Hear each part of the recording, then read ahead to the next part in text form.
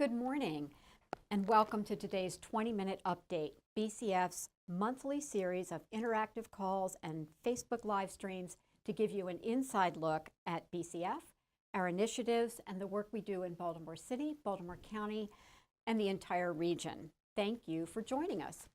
I'm Gigi Wirtz, Director of Communications here at BCF, and joining me today is Rosemary Calderalo, BCF's Director of Gift Planning. Good morning, Rosemary. Good morning, Gigi.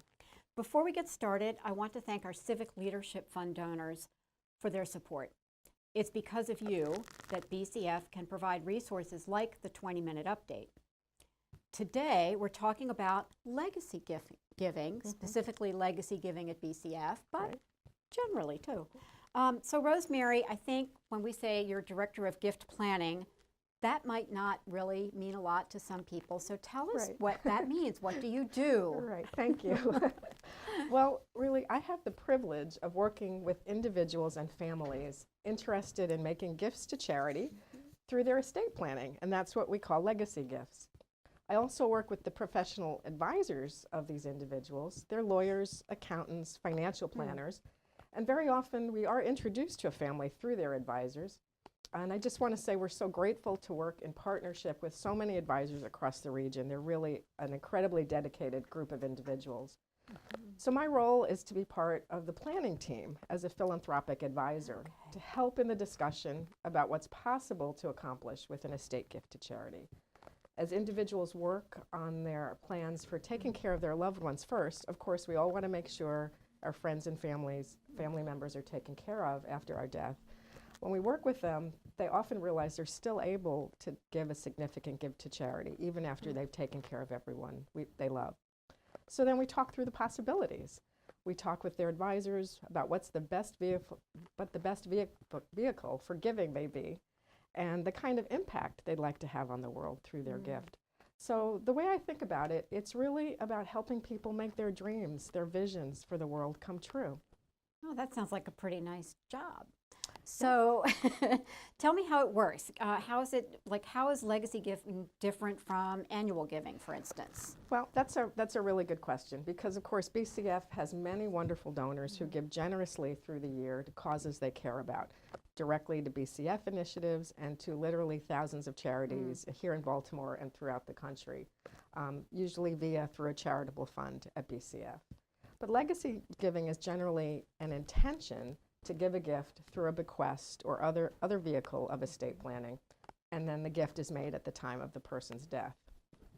So who makes legacy gifts? This sounds like, when I hear the word legacy, it makes me think of the super wealthy. Is this something for super wealthy people only? You know, that's a great question, Gigi, because I think there are many misconceptions about legacy giving. And so many people do, you're right, think that only the super wealthy can do estate planning or can afford to leave a charitable gift as part of their planning. But that's really not the case.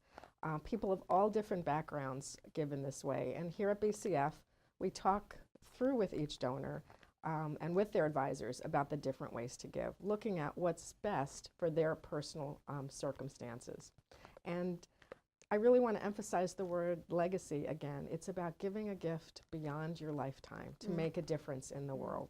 And you know, we're not lawyers, we're not accountants, we don't give legal or tax advice, but we have an important role as philanthropic advisors here at BCF. So we can add possibilities to the conversation, and people can really see how gifts are possible. You know, I just remembered I heard a statistic the other day that the profession that gives more legacy gifts than any other profession are teachers. Yes. So there you go. Yeah, that's a great counter to the is it for the wealthy thing. Yeah, very caring group of people. Yep, there you go. All right. So how do you make a legacy gift? I know there are lots of different ways to do it, so give us some examples or some ideas. Yeah, lots of different ways, and really no matter what the circumstances, there's generally a way to give that's possible for somebody. So of course many people leave an outright gift of cash. For others it may be more advantageous for tax purposes to their heirs to leave a charitable gift to BCF through making BCF a beneficiary of their retirement accounts or a life insurance policy. or by what the field calls and giving a liquid gift, such as an interest in business or real estate. And it's really interesting to point out that if people can give a gift of real estate during their lifetime, retain lifetime tenancy in the house, and then it becomes the charitable gift liquidated to go to the interests that they care most about. And lifetime tenancy means they can continue to live in it during their lifetime. Yes, absolutely. Wow, that's great. Yep. And some people choose also to give in ways that would generate some lifetime income for them, such as through a charitable gift annuity or a trust, with the remainder of the donated assets then given to the charities that they care about. So they make a gift to the charity, to BCF. They get income for life, Right. and then whatever's left becomes a gift after their death. Yeah, creates Wow. a fund to give continue to give gifts in perpetuity. So it's a nice way Yeah. to get a stream of income Yeah. during your lifetime and satisfy that itch to give back. Right, right. And you know, I said the word in perpetuity, and what does that mean? That means forever. That's a Forever, really yeah. powerful thing to think about. It really is. It really is. So you and I, talking about powerful, you and I have talked a lot about why people give. And though there are many reasons that people give, and it's a complicated psychological study if you dig into it, but it really boils down to three primary reasons. Yeah. And the first one is people just want to give back to their community. People have this sense that Baltimore's been good to me, and I want to do something good for Baltimore. So what would that look like in a legacy through BCF? Right. If you simply want to help and give back, as you said, you can include BCF in your will. Tell us it's simply directed to help Baltimore. Your gift will last forever here in our fund, and BCF will use it to make Baltimore stronger. In this way, the gift is what we call unrestricted. BCF will use it for the needs being addressed at the time of the gift. That's great. Yeah. That's great, because we don't know what the needs are going to be 50 or 100 years from Absolutely. now. But BCF will be here and Yeah. make sure that your gift is continuing to help Baltimore, Right. no It's- matter what. Absolutely, and it's a wonderful additional layer of stewardship. That's a beautiful thought. Okay. So another reason is some people have something they're really passionate about, like education. We hear that a lot, or the arts. A lot of people really care about the arts. So how can somebody make a gift that's going to help that area, not necessarily super specific and defined, but they just want to make sure that it goes for that? Right. Well, you know, there's a variety of different ways, and again, it all starts with conversation. So if I were talking with you about your planning, I'd ask you, what do you care most about? Right. What gets you really excited when you're in conversation? Is it just simply supporting the good works of a spiritual community you care about? Education, taking care of those in needs. Really, again, what gets you going? What do you love to talk about?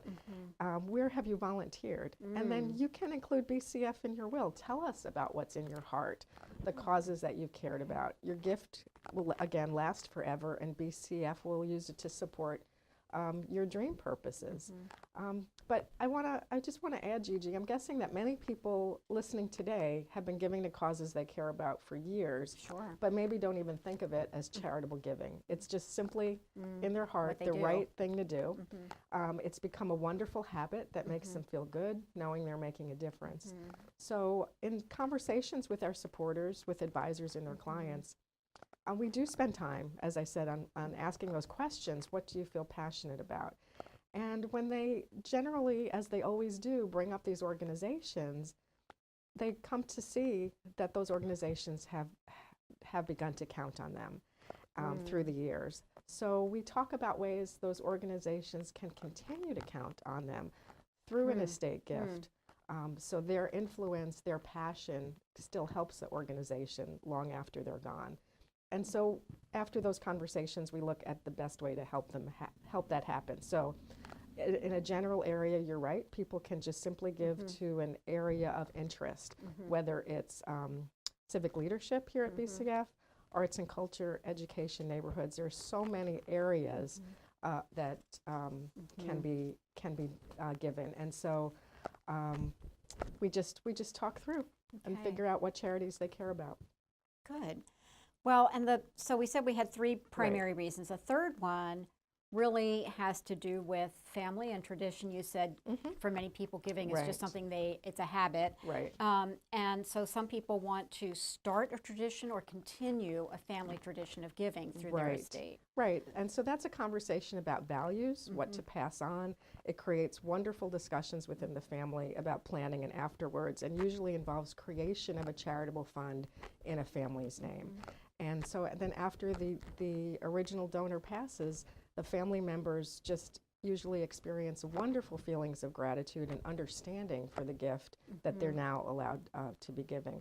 So that's the basics. BCF has had the privilege of working with so many Baltimoreans over the years who've had a lasting impact, helping countless people and programs over the years we've been in existence. And Gigi, I know you've had the chance to get to know some of the stories behind really inspirational legacy gifts. Can you share a couple of examples with us? I have so many great stories I'd love to tell, but I think we're going to go ahead and open the call for questions at this time. And if we have a pause, I will definitely tell a story. If you dialed into our call today, you can press *6 now to unmute yourself and ask a question. After you finish asking the question, please press *6 again to mute your line. If you're following the live stream on Facebook, you can ask a question in the comments below the video, or you can tweet us a question using the hashtag 20-minute update. That's 20-minute update. So I'll pause a second, see if we have any questions right away. Okay, so, all right, I'm going to tell a story. Please, and you know I love telling the story of Oscar Murray, who died 100 years ago, but recently gave 4 $10,000 grants to human services agencies. This is a wonderful story. So Oscar Murray was a president of the B&O Railroad in the early 1900s. He died in 1917, exactly 100 years ago. He was a man who didn't have any direct heirs. He had not married, but he had a really caring and generous heart. Yes. And he cared about the railroad, he cared about his family, he had many friends, and he cared about the people who worked for the railroad. Yeah, real sense of responsibility. Absolutely. I mean, this was before the days of pension plans and 401ks and Social Security, so, you know, there was nothing. So in his will, which was quite lengthy, he left dozens of specific bequests, sums of money to family, to friends, to railroad workers and their survivors. He really cared about the widows and orphans of people who had worked for the railroad. So in addition to all those bequests, he also left a sum of money for a charitable fund that would continue to care for widows and orphans of B&O Railroad employees. And after his death, for many decades, the B&O Railroad managed that fund, and they used it to care for those widows and orphans. But you know, the railroad business changed and evolved, and one company became another. There was a chassis system, and then that became something else. And eventually, in 1976, the fund was turned over to the Baltimore Community Foundation to manage in perpetuity, forever. Right. And BCF has continued to use that fund to provide stipends to widows and orphans of B&O Railroad employees. But of course, since the railroad no longer exists, that number is small and dwindling rapidly. So there is the fund has been invested and has grown over time. So we have more money than we really need for the stipends. So we have the ability, the Community Foundation has the ability to use the money for another purpose as similar as possible to the donor's original intent. That's always what guides us, is the donor original intent. So recently we made 4 grants out of the Oscar Murray Fund, and this was guided by our interpretation or reinterpretation of that thought about widows and orphans. Right, because times change. Times change, and certainly widows, but we don't really, you know, orphans, it's a different landscape in terms of how children who are parentless get cared for. So one grant went to St. Mary's Outreach Center, which works in the Remington neighborhood to help seniors live in dignity by connecting them with services and making sure that they have socialization time. Comprehensive Housing Assistance in Northwest Baltimore, HIGH, as it's known, for their older adult socialization program. And then those were 2 that really specifically targeted elderly, and then 2 for young people. one to Youth Empowered Society, which supports homeless youths, and another, Hope Forward, for their work with young people transitioning from foster care. So I think that's a beautiful way to think about how we take what Oscar Murray cared about, and 100 years later, we're still using that gift to do something very, very similar to what his original idea was. Right, and I think besides such a beautiful story, it's a wonderful example of exactly that, that we spend the time that we do talking with people interested in making an estate gift to understand their heart, so we can really follow their intentions, and that's the heart of the stewardship that we do. What is it that the donor really wants to make an impact about in the world? Yep. Okay. So here's a question for you, Rosemary, which is, talking about death is something most people don't relish. Either your own death, your parents' death, it's not a conversation that people want to have. So how do you get past that to have the conversation about legacy, which is what happens after your death? Right. I think that's a great point. And, you know, people have all sorts of different values and beliefs about that subject. But really, when we get into the conversation that we've been talking about today, it's really about the joy of living. What's been important to you in your life, and what do you want to see happen in the world after you've left? And I think that's really what makes it a positive conversation, understanding that our lives have meaning and can continue to have meaning through charitable gift planning. And so most people end up finding it a really, really wonderful process. Thank you. Yeah, thank you. Do we have a question? I thought I heard someone on the phone. If you have a question, please press *6 to unmute your phone.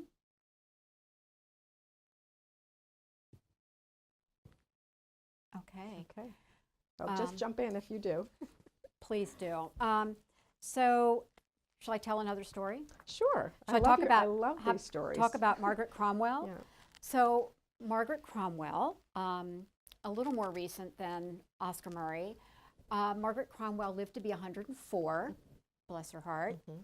And after she died, this is not a plan that she made, but after she died, her 4 adult children, she was 104, so they were adults, really wanted to use part of her estate to establish a charitable fund and a family way of giving. They wanted to come together around giving, and they wanted to they knew that she had been very generous during her lifetime, and they wanted to honor that by continuing that tradition. Exactly what you were saying about continuing that family tradition of giving. Right, and if I could just jump in, and in that process, many people find that it strengthens the family bonds. Well, absolutely. Right? So these 4, I call them children, but you know, there we go. They didn't all live here, and so this gave them a reason to come together in Baltimore once a year to talk about giving together. And when they started this, they brought their mother's little red notebook. That Margaret Cromwell had a little red notebook where she had written down every charitable contribution that she made every year, and it was a long list. So they brought that into BCF and said, can you look at this and tell us some way we can do something similar? So we sort of categorized all the gifts and said, well, here are the organizations that she gave to, here are the general categories that she gave to, and so you might want to think about that as sort of the mission statement for this charitable fund. Right, a roadmap. A roadmap, exactly. And they did just that. They started out by really following their mother's, giving where she had given.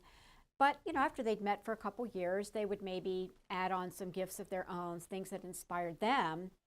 And eventually, they just had such a good time doing this that some other family members created their own charitable funds and started a tradition in their own family of giving and passed it on that way. That's so wonderful. This was a real ripple effect that all started from Margaret Cromwell's little red notebook, which that's great. Which we love. That's great. Yeah. Thank you for sharing that. And I know we have so many more stories like that to share.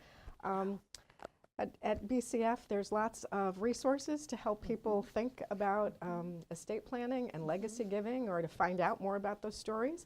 So you can go to our website. Of course, our general website is bcf.org, but we have a special section on legacy giving, which is www.baltimorelegacy.org. One word, baltimorelegacy.org. There's some great resources there. Or, of course, just give me a call, and I'll be happy to send you resources. Yes, conversations like this are really individual and personal. Absolutely. So we're sure there are lots of people who have things they want to ask, but not necessarily out in public. So do feel free to contact Rosemary. The phone number at BCF is 410-332-4171. That's 410-332-4171. And ask for Rosemary. Or you can email her at rcalderalo@bcf.org. That's RCALDERALO. Did I get it right? Right. At bcf.org. And just as she said, give her a holler, and she'd be happy to talk with you. No obligation. Right. No, just a conversation. Just a conversation about what you might be thinking about. And before we close, Gigi, I just want to say a general thank you to everybody in this conversation with us, and for all of the legacy donors through the year who've made such a profound impact on the Baltimore area. And again, to all the professional advisors who work with us in such dedicated partnership to serve their clients. Absolutely. Okay. And again, thank you again to our Civic Leadership Fund donors for making all of that possible. And we'd like to thank all of you on the line today for taking the time to learn about legacy giving. This was our 4th 20-minute update of 2017. We'll be back in May, not on the 20th because that's on a weekend, but on May 22nd, we'll be back at 9 a.m. for our next conversation. You can also visit bcf.org to sign up for BCF e-News to keep in touch in the meantime. Again, thank you all. Have a great day.